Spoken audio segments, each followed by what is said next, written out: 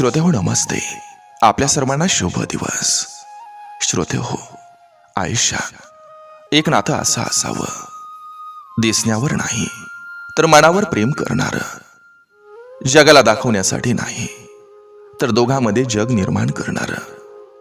श्रोते हो, आयुष्यात एक नातं असं असावं, किती भांडणं झाली तरी साथ न सोडणारं, आपली मनापासून विचारपूस करून आपली काळजी करणारं. आयुष्यात एक नातं असं असावं, एक उदास असताना दुसऱ्यानं ते न सांगताच ओळखणारं, डोळ्यात न दिसणारं पाणी, मनातल्या नजरेनं अलगद टिपणारं. आयुष्यात एक नातं असं असावं. श्रोते हो, जीवनाचा प्रवास करत असताना, संसार प्रपंच करत असताना, आयुष्याच्या सोबतीला एक नातं असं असावं आणि ते नातं जगण्याची उमेद वाढवत असतं. नक्की विचार करा. चला, आजही आपल्यासाठी सुंदर विचारांची ही शिदोरी, ही मालिका अशीच पुढे घेऊन आलोय. चला, करूया सुरुवात सुंदर विचारांना, सुंदर सुविचारांना.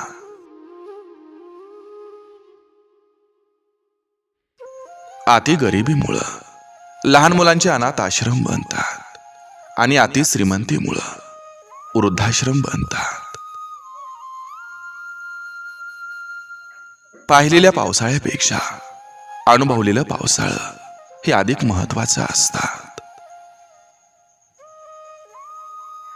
लक्षात ठेवा, आयुष्यातील सर्वात वाईट वेळेत स्वतःच्या हिमतीवर लढणाऱ्या माणसाला तुम्ही कधीच हरवू शकत नसता. नशिबातच नव्हतं या वाक्यावर खूप काही गोष्टी सोडून द्याव्या लागत असतात. जीवनात यशस्वी होण्यासाठी दोन व्यक्तींचा खूप मोठा सहभाग असतो, एक निंदक आणि दुसरा स्पर्धक. कारण दोन्ही व्यक्ती माणसात जिद्द निर्माण करत असतात. अगोदर आपल्या सुनेला मान सन्मान आणि आदर द्यायला शिका, मग तिला जबाबदारीचं ज्ञान द्या. कारण जेव्हा तिला सन्मान मिळतो तेव्हा कोणतीही मुलगी आपली जबाबदारी चोख पार पाडत असते. तिला शिकवण्याची गरज नाही पडत. असत्य जेव्हा अनेक तोंडातून बाहेर पडतं तेव्हा त्याला सत्याचा शिक्का बसतो. समोरच्या व्यक्तीची कमजोरी पाहून कधी स्वतःची ताकद वापरू नका. काळजी करावी तर जिवंतपणेच, मेल्यावर तर शत्रूचंही डोळं पाणावत असतात. एखाद्याच्या आयुष्यात आपण नसूनही आपण असणं, याला सुखाची गुंतवणूक म्हणतात.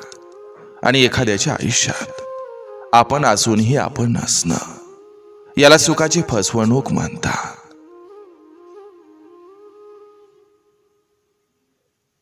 स्वातंत्र्य भेटलं म्हणजे आपल्या मर्यादा विसरायच्या नसतात. आयुष्याचं पुस्तक वाचणारा माणूस ओळखायचा कसा आणि कधी, तर तो माणूस अर्थपूर्ण असतो तेव्हा ओळखायचा. जीवनात जोडलेली नाती कधी तोडायची नसतात. छोट्याशा वादळानं विश्वासाची घरं ही मोडायची नसतात. किमतीवरून अस्तित्व ठरत नसतं, तर अस्तित्वावरून किंमत ठरत असते. कोणी कसाही असो, त्यांच्याशी इतकं चांगलं वागा की वाईटातल्या वाईट माणसाला देखील आपली कॉपी करण्याची इच्छा झाली पाहिजे. देखणी माणसं सगळ्यांनाच मोहात पाडतात, पण एखाद्या देखण्या माणसाबद्दल आपलेपणाची भावना कधी निर्माण होते, तर तो प्रेमळ असेल तर, लागवी, नम्र, मन मिळावू असा वैष्णव जन असेल तर, उत्तम सौंदर्यावर कोण लुब्ध होईल. एकदा जिंकण्यासाठी आयुष्यात हजार वेळा हरावं लागत असतं.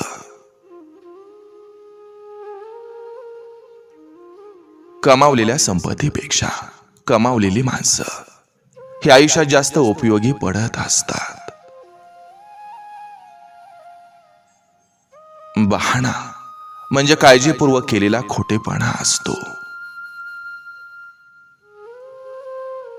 शारीरिक वेदनेपेक्षा मानसिक वेदना या अधिक भयानक असतात.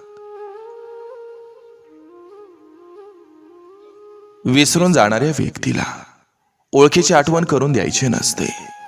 आपणही विसरून पुढे जायचं असतं. सेल्फ रिस्पेक्ट नावाचा शब्द नेहमी खिशात घेऊन जगायचं असतं.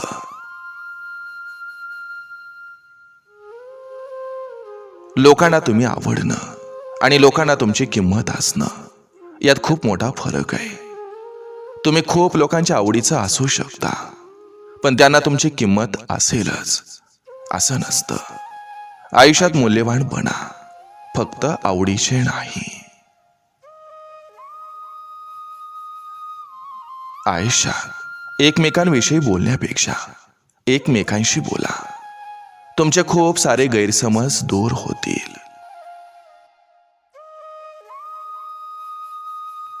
ज्या दरवाजावर तुमच्या आत्मसन्मानाला ठेच लागते तो दरवाजा जिवंत असेपर्यंत कधीच पुन्हा ठोठावू नका.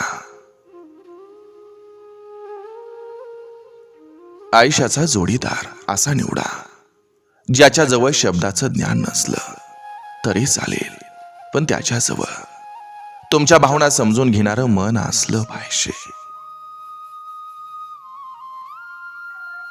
कोणाच्या चुका जगासमोर आणत बसू नका. तो आहे विटेवर हिशोब करायला.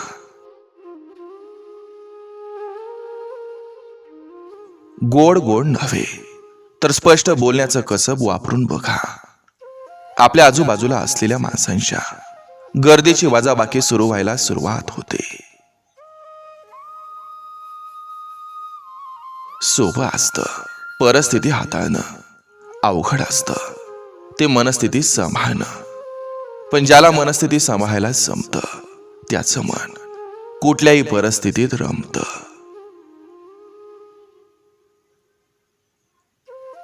पैशांचा अहंकार फक्त दोनच लोकांना असतो, ज्याला वंश परंपरागत मालमत्ता वाटेला आलेली असते आणि ज्यानं फसवणुकीतून पैसा कमावलेला असतो.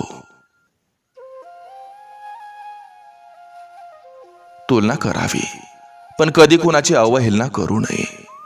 कारण आपण जे पेरत असतो तेच उगवत असतं.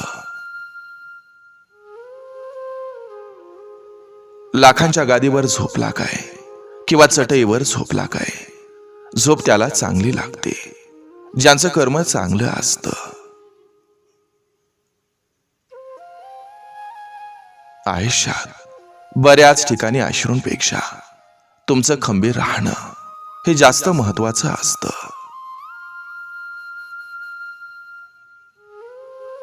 जगात वेदना जितके सुंदर बोलते तितकं सुख नाही बोलत. सुख माणसाला मूक बनवतं.